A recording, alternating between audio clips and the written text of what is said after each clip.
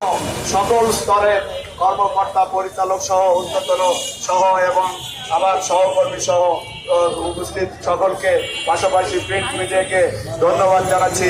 তারা আমাদের সংবাদ কাভারেজের জন্য এসেছেন। আমার পরিচয়, আমি মোহাম্মদ ইয়াকুব আলী।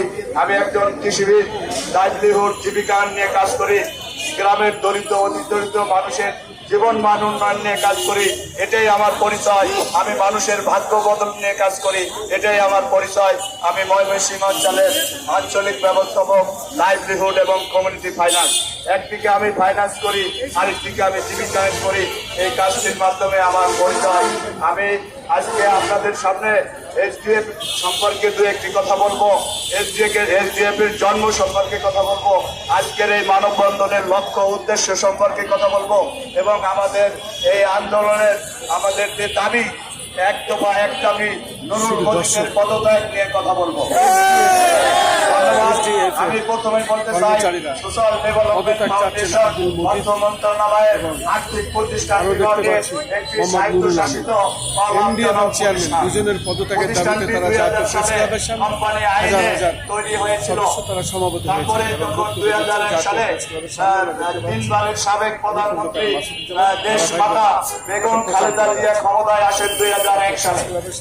আমরা জানি পূর্ববর্তী সরকারের অনেক প্রকল্প বাদ দিয়ে নতুন সরকার নতুন প্রকল্প নেয়, কিন্তু এই প্রকল্পটি এমন একটি প্রকল্প ছিল যে প্রকল্পের উদ্দেশ্য ছিল নারীর ক্ষমতায়ন, দরিদ্র অতি দরিদ্র নারীদেরকে চিহ্নিতকরণ, তাদের সক্ষমতা বৃদ্ধি করা, তাদের দক্ষতা বৃদ্ধি করা, তাদেরকে সরকারিভাবে অর্থায়ন করা এবং তাদেরকে সেই অর্থ দিয়ে আয় বৃদ্ধিমূলক কাজ করে তাদের আয় বৃদ্ধি করে জীবন মান উন্নয়ন করা, স্বাস্থ্য সুরক্ষা দেওয়া, যুবদের কর্মসংস্থান করা এবং ছোটখাটো ক্ষুদ্র অবকাঠামো নির্মাণ করা। এগুলো ছিল এসডিএফ এর মূল উদ্দেশ্য।